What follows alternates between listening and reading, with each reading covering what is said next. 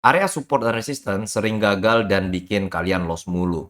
Jadi teman-teman ya, banyak banget trader yang di luaran sana ketika mereka trading menggunakan support dan resistance, banyak dari mereka yang mengalami kerugian yang cukup besar teman-teman. Padahal teknik support dan resistance itu adalah teknik yang memiliki win rate yang tinggi dan mudah digunakan teman-teman. Jadi untuk teman-teman yang masih bingung cara menggunakan support dan resistance dan bagaimana cara trading menggunakan support dan resistance, lalu bagaimana juga teman-teman ya bisa mengkolaborasikan antara support resistance dengan fundamental analysis. Ya, di video kali ini saya akan kasih ke kalian ya, bagaimana cara kita sebagai trader pemula untuk trading menggunakan ya support dan resistance yang digabungkan dengan fundamental, teman-teman ya.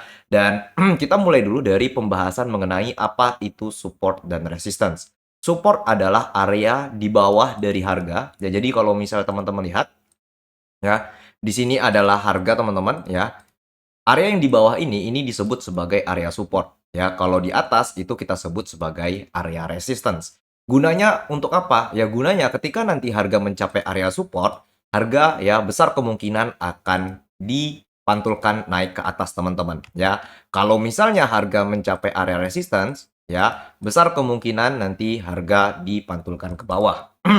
Ya, secara teori ini gampang banget ya. Secara teori ini gampang banget, tinggal gambar area resistance dan area supportnya. Tetapi ya di sini saya mau menyampaikan ke kalian bahwa support dan resistance ini akan sangat powerful jika kalian gabungkan dengan fundamental analysis atau analisa fundamental atau data fundamental. Kenapa? Karena market dari XAU USD itu sangat respect terhadap data dan juga sentimen market, teman-teman.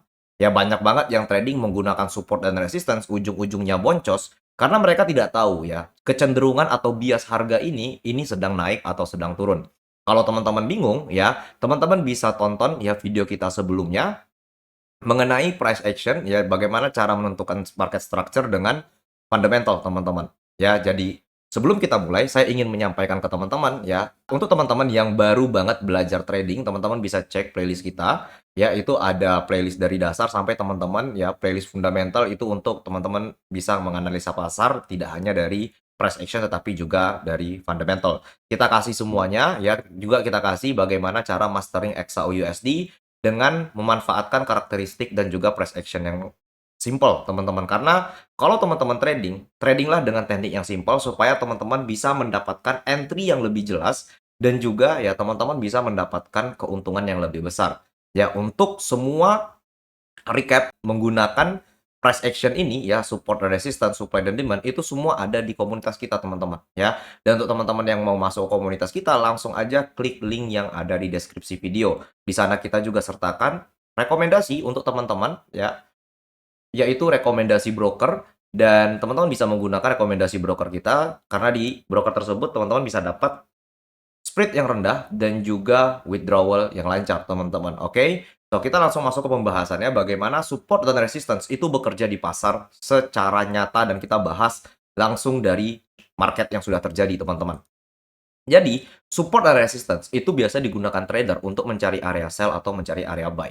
Contohnya kayak mana? Contohnya kayak gini. Kalau kita lihat dari kiri, market ini sudah mencapai area supportnya, teman-teman. Ya, ini adalah area supportnya. Ketika harga mencapai area supportnya, teman-teman bisa lihat marketnya mengalami kenaikan. Begitu juga ketika nanti ya harga mencapai area resistance yang di sini, maka besar kemungkinan marketnya bakal mengalami penurunan. Tetapi teman-teman ya ini tidak segampang itu. Kalau teman-teman perhatikan yang harusnya harga dipantulkan di area resistance ini malah dijebol. Ya, ini malah di break ya, yang membuat harga tetap berada pada bullish momentum. Apa yang membuat harga ini break? Ya, itu adalah pertanyaannya. Jadi kalau teman-teman lihat sebelumnya, ya tepat pada tanggal 23 teman-teman ya 22 itu ada momen penting di Amerika yaitu Jackson Hole Symposium. Jadi sebelum market breakout sebenarnya kita sudah dapat informasi mengenai pergerakan market XAUUSD yang bakalan bullish teman-teman di bulan Agustus sampai nanti kita temu titik terang mengenai kejelasan dari sentimennya. Jadi yang membuat harga emas ini naik itu bukan ya candlestick-candlestick seperti ini swing high swing low, tetapi ada data di dalamnya teman-teman. Dan data ini jarang banget dibahas oleh trader-trader ya di channel-channel teman-teman. Ya, jadi kita berfokus memberikan ya edukasi dan juga analisa kepada teman-teman berdasarkan real time ya dan juga real analisa yang selalu kita provide ke teman-teman baik di YouTube ataupun di komunitas kita. Jadi ketika market breakout seperti ini banyak banget trader yang mencoba sell di area resistance ini. Ya karena kan kalau kita lihat ke kiri, market ini terpantul berkali-kali di area yang sama ya. Ini adalah area yang pertama, terus di sini juga ada area yang kedua ya, terus di sini juga ada sweep ya, area yang ketiga. Ya, di sini juga ada area keempat. Maka besar kemungkinan ini adalah area resistance yang kuat, teman-teman.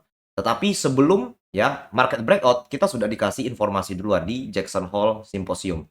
Ya, di sini saya jelasin ke kalian bagaimana support dan resistance ini bisa bekerja kalau kalian benar-benar tahu konteksnya. Konteks yang saya maksud di sini ya, kita konteksnya itu bukan di price action, teman-teman, tetapi di fundamentalnya. Ya, jadi fundamental itu adalah bensin untuk pergerakan harga ke depannya. Ya, dan kita bisa lihat di tanggal 22, tanggal 23 Agustus itu ada Jackson Hole Symposium. Ya, yang dimana di sini kelihatan jelas teman-teman bahwa Ketua The Federal Reserve ya Jerome Powell mengakui bahwa resiko terhadap pasar tenaga kerja meningkat. Yang artinya ya labor Amerika ya itu sedang bermasalah. Ya, pengangguran naik, ya NFP turun, terus juga eh, biaya kehidupan naik teman-teman di Amerika sana, so mereka harus memperbesar lapangan pekerjaan supaya ekonomi Amerika kembali bergeliat. Ya, kita juga bisa lihat dari average hourly earning yang stabil terus ya, tidak mengalami kenaikan dan tidak mengalami penurunan.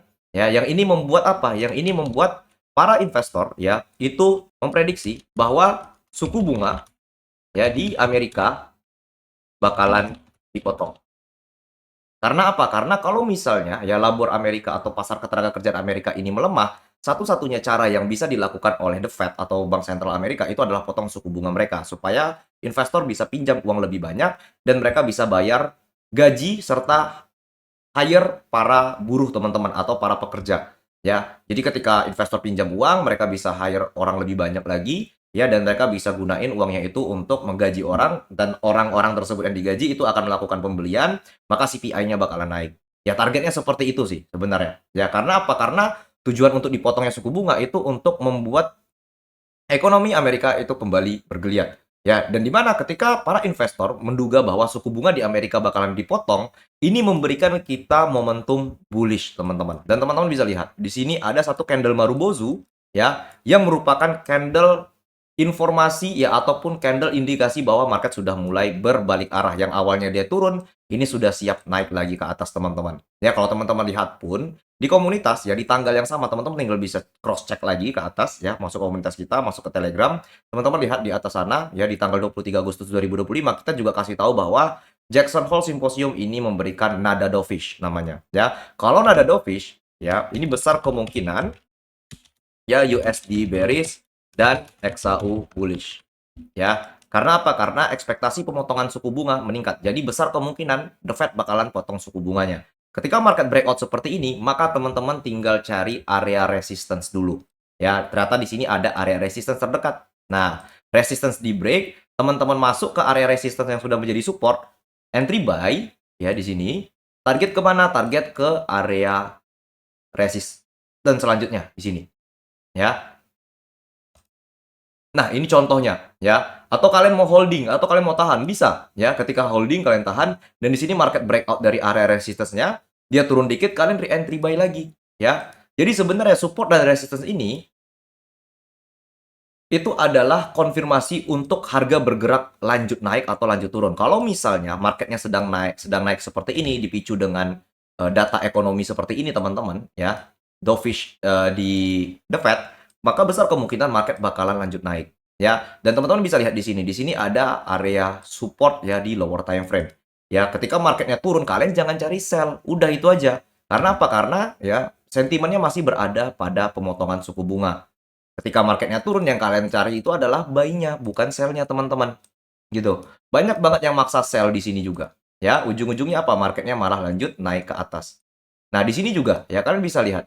Marketnya sempat mengalami aksi taking profit dulu sementara. Tetapi, ya, area supportnya berhasil ditahan, teman-teman.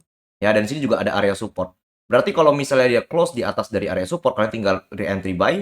Atau misal dia retest ke area lebih rendah 3.500, kalian juga bisa re-entry buy. Berarti artinya apa? Ya artinya ketika market sedang jelas-jelasnya fundamentalnya atau datanya itu mengarah ke bullish momentum, kalian ya jangan coba-coba sell kecuali kalian dapat counter dari sentimen tersebut. Kalau misalnya suku bunga dipotong, ternyata nanti suku bunganya itu nggak jadi dipotong, baru kalian bisa entry sell. Ya, tetapi banyak banget trader yang tidak mengerti dengan hal ini, mereka terus sell. Ketika harga mencapai area resistance di sini, yang mereka lakukan apa? Sell. Harga naik. Turun dikit, sell lagi. Harga naik. Ujung-ujungnya margin call.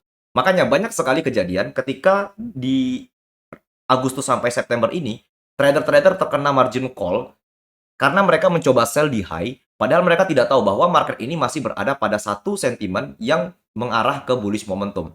Dan ternyata ketika nanti FOMC, ya FOMC pun marketnya itu malah turun dulu, padahal suku bunga dipotong. Ini adalah bentuk dari antisipasi market, teman-teman. Jadi market itu sudah menduga, ya, harga itu bakalan naik. Ini dia, ya, ini udah momentum duluan nih, ya. Jadi wajar aja ketika nanti suku bunganya itu dipotong, market nggak lanjut naik, tapi marketnya turun dulu, ya, reach area supportnya. Nah, ini yang kalian lakukan. Ketika market mencapai area supportnya, jangan di-sell, ya. Atau misalnya nanti, ya, ada yang bilang, ini area supply-nya nih, Bang. Ya, mana dia? Ini area supply. Ya, ini area supply, harusnya di-sell dong. Ya, enggak. Kenapa? Karena marketnya masih berada pada sentimen yang bullish untuk XAU. Hasil dari FOMC, ya, FOMC di September, teman-teman, itu sama, yaitu dovish dan ya suku bunga dipotong.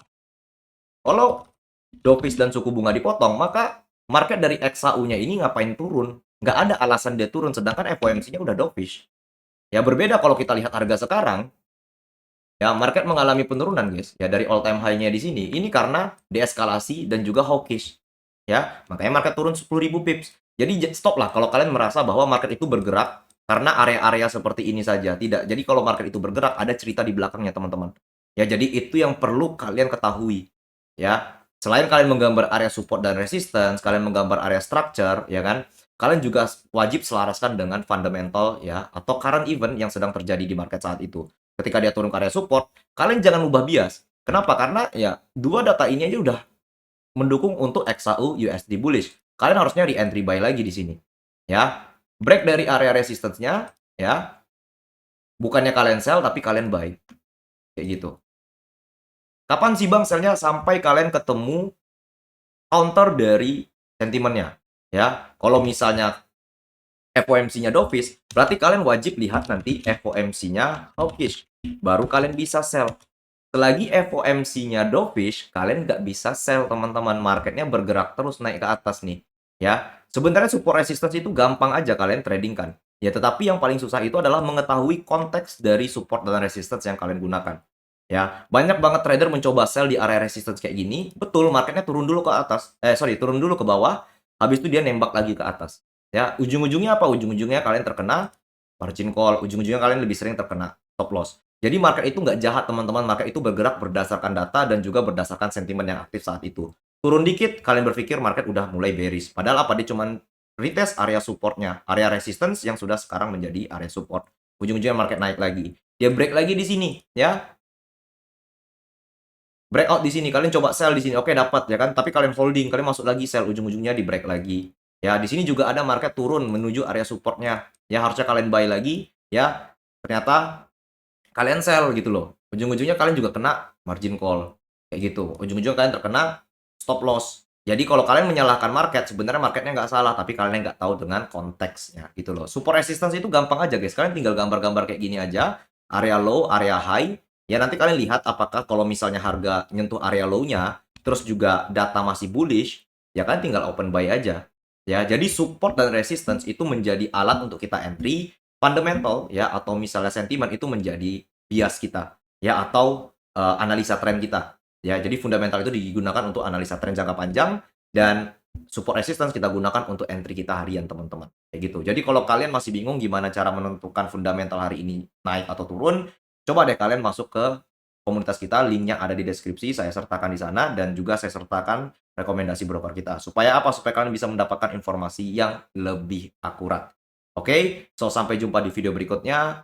Dan kalau kalian merasa video ini bermanfaat, jangan lupa like, komen, dan subscribe. Sampai jumpa. Bye-bye.